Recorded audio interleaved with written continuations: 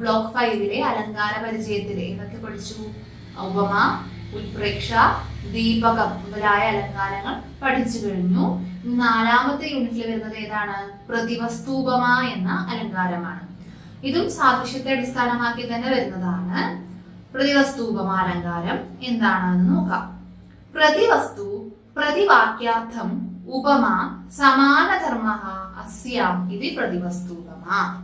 പ്രതിവസ്തു എന്ന് പറഞ്ഞാൽ എന്താണ്?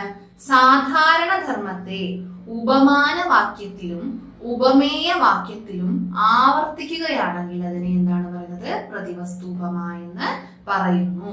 ഇനി അതിന്റെ ലക്ഷണം, തല്ലക്ഷണം എന്ന് പറഞ്ഞാൽ അതിന്റെ ലക്ഷണം എന്താണ്? വാക്യയോരേക സാമാന്യേ പ്രതിവസ്തുപമാമത താപേന ഭ്രാജതേ സൂര ശൂരശ്ചാപേന രാജതേ. വാക്യയോഹോ ഉപമാന ഉപമേയ വാക്യയോഹോ, ഉപമാന ഉപമേയ വാക്യങ്ങൾക്ക് സമാനമായ ഒരു ധർമ്മത്തിൽ ഉപമ കൽപ്പിച്ചാൽ, സാദൃശ്യം കൽപ്പിച്ചാൽ അതിനെ പ്രതിവസ്തുപമ എന്ന് പറയുന്നു. എന്താണ്? താപേന ഭ്രാജതേ സൂര ശൂരശ്ചാപേന രാജതേ എന്നതാണ് ഉദാഹരണം. സൂരഹ എന്ന് പറഞ്ഞാൽ എന്താണ്? സൂര്യൻ. താപേന ആതപേന ചൂടുകൊണ്ട് അല്ലെങ്കിൽ വെയിലുകൊണ്ട്, ഭ്രാജതേ പ്രകാശിക്കുന്നു. സൂര്യൻ ആതപത്താൽ ചൂടിനാൽ പ്രകാശിക്കുന്നു. ശൂരഹ വീരപുരുഷൻ, വില്ലാളിയായിട്ടുള്ള വീരപുരുഷൻ.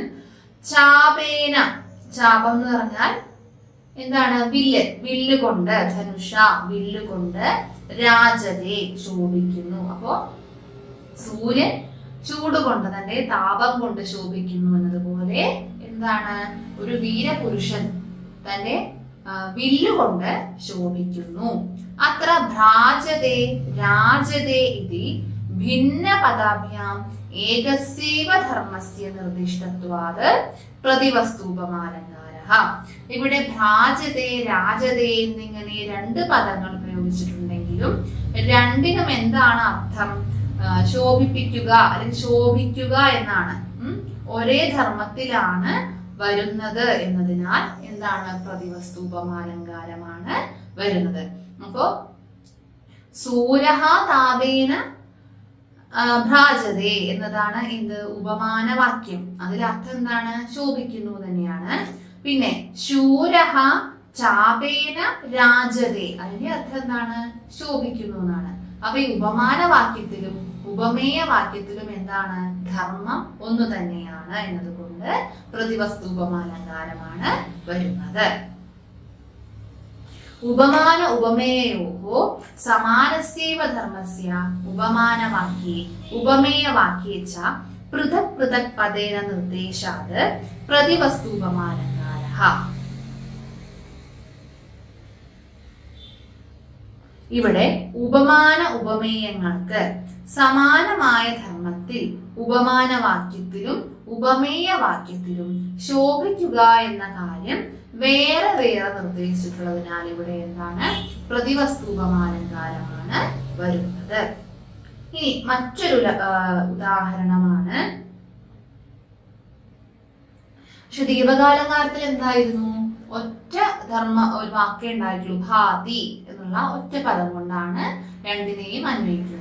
ഇവിടെ എന്താണ്? ഉപമാന വാക്യത്തിനും ഉപമേയ വാക്യത്തിനും വേറെ വേറെ പദങ്ങൾ ഉണ്ടായിരിക്കും. പക്ഷെ എന്താണ്? അതിന്റെ അർത്ഥം അല്ലെങ്കിൽ ധർമ്മം ഒന്ന് തന്നെയായിരിക്കും. മറ്റൊരു ഉദാഹരണം കൊടുത്തിരിക്കുന്നു, നോക്കൂ. സ്ഥിരാശൈലി ഗുണവതാം ഖലബുദ്ധ്യാ ന ബാധ്യതേ രത്നദീപസ്യ ഹി ശിഖ വാത്യയാപി നശ്യതേ.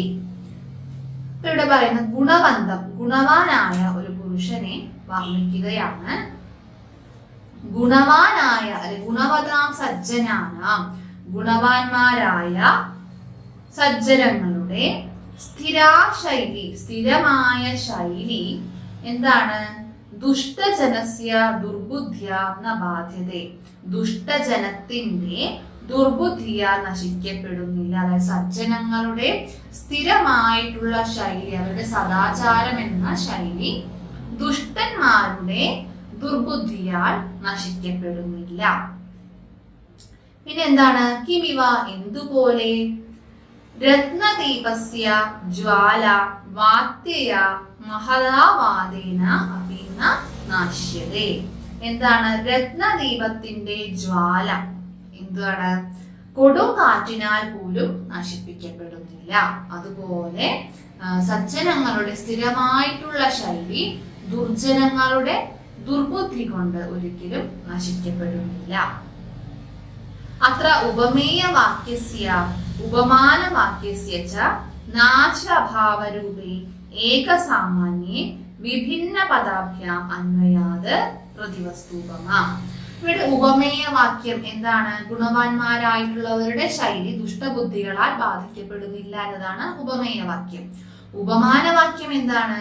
രത്നദീപം കൊടുങ്കാറ്റിനാൽ നശിപ്പിക്കപ്പെടുന്നില്ല എന്നതാണ്. അപ്പോൾ ഈ രണ്ട് വാക്യങ്ങളിലും എന്താണ്?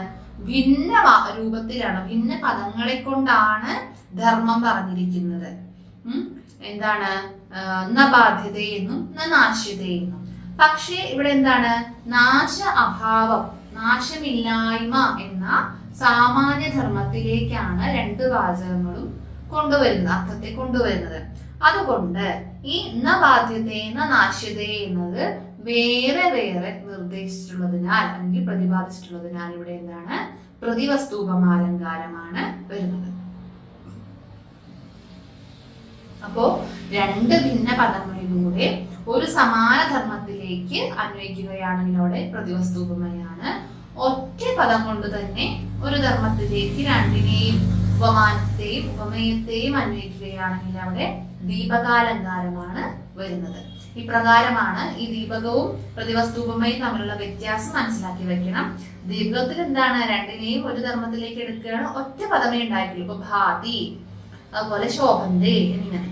പ്രതിവസ്തുപമയിൽ എന്താണ്? ഉപമാനവാക്യത്തിനും ഒരു വാക്യം ഉണ്ടായിരിക്കും, ഉപമേയത്തിനും ഉണ്ടായിരിക്കും. രണ്ടിനും എന്തായിരിക്കും? ഒരേ അർത്ഥത്തിലേക്കായിരിക്കും കൊണ്ടുവരുന്നത്, ഒരേ ധർമ്മത്തിലേക്കായിരിക്കും അന്വയിക്കുന്നത്. അപ്പോ ഇതാണ് പ്രതിവസ്തുപമയുടെ ലക്ഷണവും ഉദാഹരണവും.